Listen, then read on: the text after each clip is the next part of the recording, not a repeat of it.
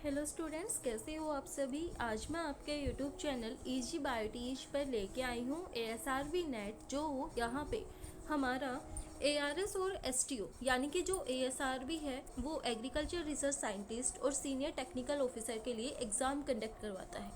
तो इस बार जो हमारा ASRB नेट, ARS और STO का जो पेपर है वो सितंबर 2025 में होने वाला है। तो इस बार जो ARS और STO है उनका एग्ज़ाम पैटर्न हमारा चेंज कर दिया गया है, जिसमें जो मेंस एग्ज़ाम है वो हमारा यहाँ पे मेंस एग्ज़ाम है वो रिटन पॉइंट ऑफ व्यू से होने वाला है। पहले हमारा जो एग्ज़ाम होता था उसके अंदर हमें MCQ बेस्ड क्वेश्चंस भी मिलते थे कुछ एक मार्क्स के, और बाकी के हमारे यहाँ पे रिटन क्वेश्चंस होते थे। लेकिन इस बार जो हमारा एग्रीकल्चर रिसर्च साइंटिस्ट और सीनियर टेक्निकल ऑफिसर का जो पेपर होने वाला है वो टोटली हमारे यहाँ पे रिटन एग्जामिनेशन होने वाला है। वहाँ पे हमें कोई भी MCQ क्वेश्चन नहीं मिलेगा। तो आज हम यहाँ पे एग्रीकल्चर रिसर्च साइंटिस्ट और senior technical officer agriculture microbiology discipline के यहाँ पे मेंस के लिए 25 इम्पोर्टेंट क्वेश्चंस को हम यहाँ पे डिस्कस करेंगे। तो वीडियो पसंद आए तो लाइक, शेयर एंड सब्सक्राइब जरूर करना।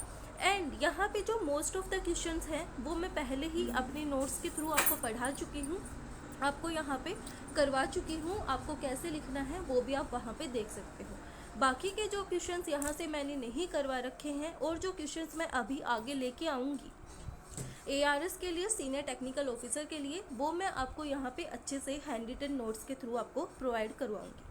तो यहाँ पे जो हमारा फर्स्ट क्वेश्चन है वो है यहाँ पे right the contribution of Louis Pasteur to the fermentation industry. जो हमारा यहाँ पे फर्स्ट टॉपिक हमारे सिलेबस के अंदर दिया गया है हिस्ट्री ऑफ माइक्रोबायोलॉजी, वहाँ से हमसे क्वेश्चन पूछा गया है जो लुइस पास्चर का कंट्रीब्यूशन है फर्मेंटेशन इंडस्ट्री के अंदर, हमें वो यहाँ पे क्या करना है, डिस्क्राइब करना है। कैसे लुइस पास्चर ने फर्मेंटेशन इंडस्ट्री के अंदर अपना कंट्रीब्यूशन दिया था वो सब हमें यहाँ पे बताना है। उसके बाद हमें यहाँ पे explain the role of 16S rRNA sequencing in microbial identification. जो 16S rRNA सीक्वेंसिंग है उसका हमें क्या बताना है, माइक्रोबियल आइडेंटिफिकेशन के अंदर रोल बताना है। जो 16S rRNA सीक्वेंसिंग है, जो 16S rRNA सीक्वेंस है वो हमारी क्या है, हाईली कंजर्व सीक्वेंस है जो कि बैक्टीरिया के अंदर प्रेजेंट होती है।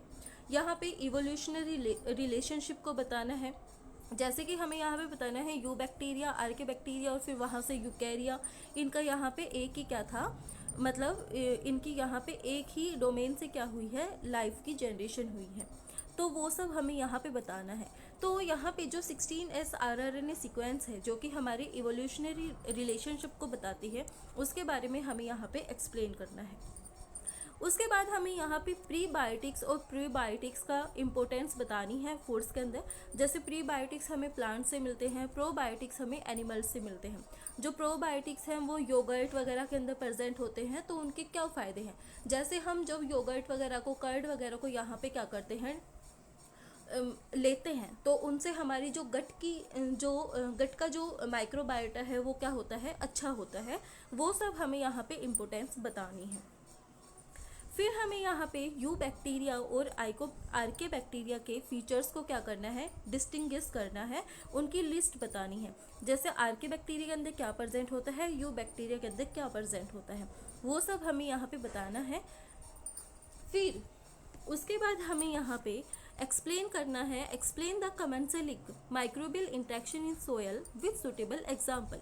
यहाँ पे जो माइक्रोबियल इंट्रैक्शन है, कमेंशलिज्म जो माइक्रोबियल इंट्रैक्शन है वो हमें यहाँ पे क्या करना है, सोयल के अंदर बताना है सुटेबल एग्जाम्पल के साथ। ये वाला टॉपिक मैं कंप्लीट टॉपिक करवा चुकी हूँ, और जो यू बैक्टीरिया और आर्के बैक्टीरिया है वो भी मैं वहाँ पे करवा चुकी हूँ। उसके बाद हमें यहाँ पे पढ़ना है DNA damage and repair mechanism in bacteria with suitable examples. Bacteria के अंदर हमें DNA डैमेज और रिपेयर मैकेनिज्म को एक्सप्लेन करना है। उसके बाद हमारी कंप्लीट नाइट्रोजन साइकिल हमसे पूछी गई है, वहाँ पे हमें नाइट्रोजन फिक्सेशन के बारे में बताना है, मिनरलाइजेशन के बताना है, इमोबिलाइजेशन को डिफाइन करना है, डीनाइट्रिफिकेशन को करना है और नाइट्रिफिकेशन को करना है। कैसे अमोनिया नाइट्राइट के अंदर कन्वर्ट हुआ और नाइट्रेट के अंदर कन्वर्ट हुआ, कौन से माइक्रो ऑर्गेनिज्म यहाँ पे यूज़ हुए, इमोबिलाइजेशन क्या होता है और मिनरलाइजेशन क्या होता है, ये हमें यहाँ पे बताना है। ऑर्गेनिक फॉर्म को इनऑर्गेनिक फॉर्म के अंदर कन्वर्ट करना कौन सी प्रोसेस होती है, और इनऑर्गेनिक फॉर्म को ऑर्गेनिक फॉर्म के अंदर कन्वर्ट करना कौन सी प्रोसेस होती है, ये हमें यहाँ पे बताना है। ये सब मैं करवा चुकी हूँ, आप वहाँ से देख सकते हो, अपने नोट्स बना सकते हो। फिर हमें यहाँ पे जो हमारा 8th क्वेश्चन दिया गया है उसके अंदर हमें बताना है डाउनस्ट्रीम प्रोसेसिंग है उसकी हमें इंपॉर्टेंस बतानी है फर्मेंटेशन इंडस्ट्री के अंदर। जो डाउनस्ट्रीम प्रोसेसिंग है उसकी क्या इंपॉर्टेंस है फर्मेंटेशन इंडस्ट्री के अंदर, ये हमें यहाँ पे राइट डाउन करना है। माइक्रोराइजा का रोल बताना है एग्रीकल्चर और फॉरेस्ट्री के अंदर, ये मैं अच्छे से करवा चुकी हूँ, बिल्कुल कंप्लीट नोट्स मैंने यहाँ पे अपलोड कर चुके हैं। फिर यहाँ पे हमें क्रिटिकल नोट्स बनाने हैं बायोडिग्रेडेबल प्लास्टिक के ऊपर, जो कि हमारा 10th क्वेश्चन दिया गया है। अब यहाँ पे एक क्वेश्चन है यूनिट नंबर 2 से, जो कि हमें दिया गया है। अब हमें यहाँ से तो यूँ पता है इलेक्ट्रॉन ट्रांसपोर्ट चेन क्या होती है, उसके अंदर ट्रांसपोर्टर्स बनते हैं, कैसे हमारी यहाँ पे क्या आते हैं, कैसे हमारे यहाँ पे जो हाइड्रोजन है उसका फ्लो होता है, और कैसे साइटोक्रोम वगैरह यहाँ पे करते हैं। लेकिन अब हमें यहाँ पे क्या बताना है, यहाँ पे जो प्रोटीन मोटिव फोर्स है वो कैसे जनरेट होता है, ये हमें यहाँ पे बताना है। फिर यहाँ पे हमसे पूछा गया है how and in what ways does an input of organic matter such as sewage effect of oxygen content of a river और स्टेम। स्टीम के अंदर क्या करते हैं, ये ऑक्सीजन कंटेंट को कैसे अफेक्ट करते हैं, ये हमें यहाँ पे डिफाइन करना है। हमें यहाँ पे फूड बोर्न इन्फेक्शन और फूड पॉइजनिंग के बारे में क्या करना है, इन दोनों के बीच में डिफरेंसेस बताने हैं। फूड बोर्न इन्फेक्शन कैसे होते हैं और फूड पॉइजनिंग कैसे होते हैं। तो जो फूड बोर्न इन्फेक्शन है वो मैं यहाँ पे बता चुकी हूँ, आपको सारे यहाँ पे अच्छे से करवा चुकी हूँ। फूड पॉइजनिंग का हमारा टॉपिक रहता है, वो भी हम जल्दी कवर कर लेंगे। फूड बोर्न इन्फेक्शन है वो मैंने यहाँ पे 10 आपको करवा रखे हैं, 10 डिजीज़ आपको करवा रखी हैं। इकोलाई की होगी, बोरेलिया की हो गई, यर्सीनिया की हो गई, ये सब मैंने आपको यहाँ पे करवा रखे हैं। उसके बाद हमें यहाँ पे production of natural biosynthetic semi synthetic lactam antibiotics की क्या करनी है, कंपेयर करनी है। हमें यहाँ पे कंपेयर एंड कॉन्ट्रास्ट करना है प्राइमरी और सेकेंडरी मेटाबोलाइट्स के बीच में, और उनके एग्जाम्पल्स यहाँ पे हमें देने हैं। कहाँ पे एंटीबायोटिक्स आते हैं, कहाँ पे क्या आते हैं, हमें ये सब यहाँ पे प्राइमरी और सेकेंडरी मेटाबोलाइट्स बताने हैं। कौन से फेज़ के अंदर प्राइमरी मेटाबोलाइट्स बनते हैं, कौन सी फेज़ के अंदर सेकेंडरी मेटाबोलाइट्स बनते हैं, जैसे एक्सपोनेंशियल के अंदर कौन से बनते हैं और स्टेशनरी के अंदर कौन से बनते हैं, वो हमें यहाँ पे बतानी है। ईडीओ फेज़ हम किस स्टेज को बोल सकते हैं, वो सब हमें यहाँ पे बताना है। फिर हमें यहाँ पे शॉर्ट नोट्स लिखने हैं ट्रिकलिंग फिल्टर के ऊपर, एक्टिवेटेड स्लर्स और ऑक्सीडेशन पॉइंट्स के ऊपर। हमें यहाँ पे 3 इंपॉर्टेंट प्रिंसिपल्स को एक्सप्लेन करना है ब्रीफ के अंदर of design of experiment and write ANOVA table for randomised complete block design के लिए हमें ये क्या करना है, यहाँ पे एक टेबल बनानी है और उनके इम्पोर्टेंस बतानी है, प्रिंसिपल बताने हैं उसके।